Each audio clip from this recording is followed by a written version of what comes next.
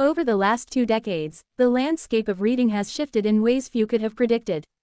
On one hand, the publishing world has witnessed the explosive growth of new genres, particularly the rise of romantasy, a blend of romance and fantasy that has captivated millions of readers worldwide. On the other hand, statistics show that reading for pleasure has declined at a worrying pace, raising questions about how people consume stories, the role of technology in shaping attention spans, and whether traditional reading can survive in an era dominated by screens.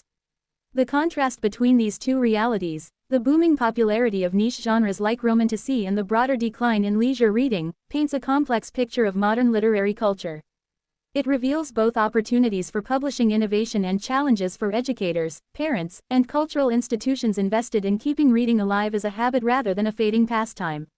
Romantasy, a genre that merges the enchanting world-building of fantasy with the passion and emotional intensity of romance, has emerged as one of the biggest phenomena in contemporary publishing. From the runaway success of Sarah J. Maas's A Court of Thorns and Roses series to Rebecca Yaros's Fourth Wing and its sequel Iron Flame, romantasy titles have climbed bestseller lists at breathtaking speed. Part of the appeal lies in the combination of escapism and intimacy. Fantasy has always offered readers a way to step into other worlds, filled with magic, battles, and political intrigue. Romance, meanwhile, taps into universal desires for connection, love, and emotional catharsis. Romantasy fuses these together, creating sprawling narratives where epic quests run alongside, and often depend on, romantic relationships. Platforms like TikTok, particularly the BookTok community, have fueled this surge. Viral videos where readers gush about favorite characters, plot twists, or emotionally charged moments have driven book sales like never before. Titles once confined to niche fantasy shelves have broken into mainstream recognition, turning authors into celebrities and their books into cultural events.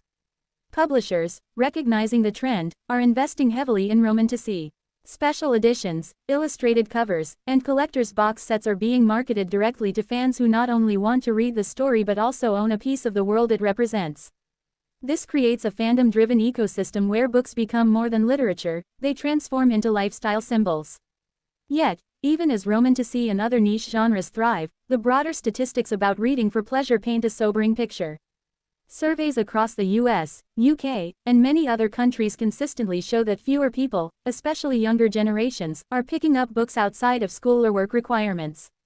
In the early 2000s, reading was still a widely embraced leisure activity. According to US data, about 28% of adults read for pleasure almost daily around the year 2003. Fast forward to recent years, and that number has plummeted to less than 17%. Among teenagers, the drop is even sharper. Reports suggest that American 13-year-olds in 2023 are reading for fun at half the rate of their peers 2 decades earlier. This decline is not limited to one region. The UK's National Literacy Trust has also reported that fewer children and young adults view reading as a hobby. Only a minority of teens say they enjoy reading regularly, and many admit they haven't finished a book in months. The decline in reading for pleasure is linked to a mix of cultural and technological changes. The rise of social media, streaming platforms, and video games has redefined leisure time. With content available instantly and in endless variety, many people prefer short, fast-paced media consumption to the slower, immersive experience of a book. Some might argue that storytelling simply takes different forms today, and that fewer people reading books does not necessarily mean people consume fewer narratives. After all, film, television, podcasts, and interactive media deliver stories too. However, educators and literacy experts warn that books provide unique cognitive and emotional benefits that other media cannot fully replicate. Reading for pleasure is strongly associated with improved vocabulary, better writing skills, and greater academic success. Beyond academics, reading fosters empathy by allowing readers to inhabit perspectives vastly different from their own. Neurological studies show that reading long-form text strengthens attention, memory, and comprehension in ways that scrolling through social feeds does not.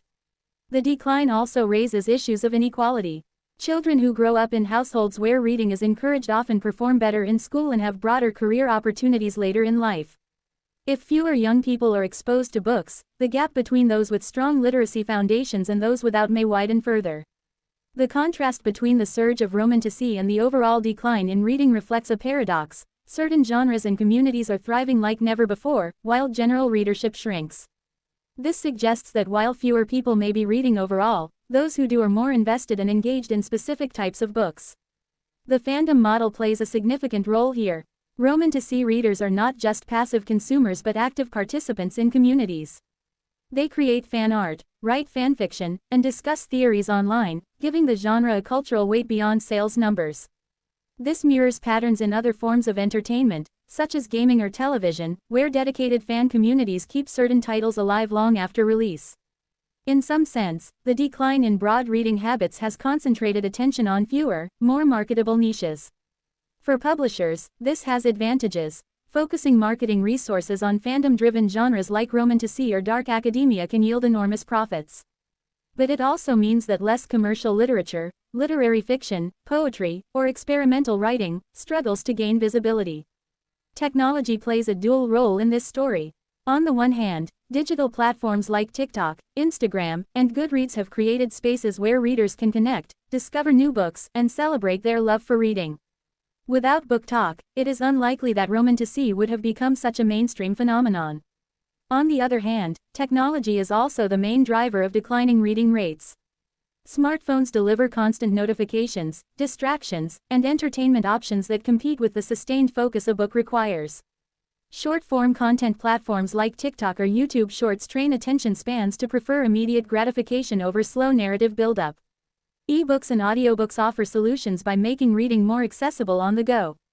Audiobooks, in particular, have grown significantly, with millions listening during commutes or workouts. Yet some critics argue that while audiobooks expand access, they do not fully replicate the deep cognitive processes involved in reading text.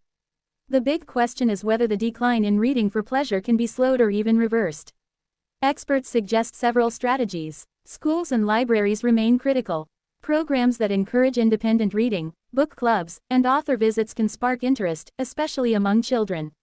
Making a wide variety of books available, from classics to contemporary genres like romantasy, ensures that students can find stories that resonate with them. Parents, too, play an essential role. Research shows that children who see adults reading are more likely to develop reading habits themselves. Even setting aside 15 minutes of family reading time daily can make a significant difference. Publishing innovation is another key factor. Special editions, interactive formats, and multimedia storytelling can capture audiences who might otherwise turn away.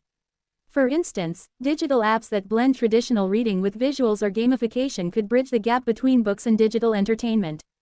Finally, cultivating inclusive storytelling matters. Many young readers want to see themselves reflected in the stories they consume. The rise of diverse protagonists and themes in romantasy demonstrates how representation can draw in audiences who previously felt alienated from mainstream literature. The story of modern reading is one of contradictions. Romantasy and similar genres prove that books still have the power to ignite passion, fuel communities, and generate cultural movements. At the same time, the broader decline in leisure reading points to challenges in sustaining long-term engagement with books across society. The next 2 decades will likely determine whether reading can reclaim its role as a widespread pastime or remain the domain of niche communities. The answer may depend on how families, schools, and publishers adapt to a rapidly changing cultural and technological landscape. What is clear, however, is that storytelling itself will endure. Whether on the page, the screen, or through headphones, people will always crave narratives. The challenge is ensuring that books, with their unique ability to immerse, educate, and inspire, remain central in the evolving story of human imagination.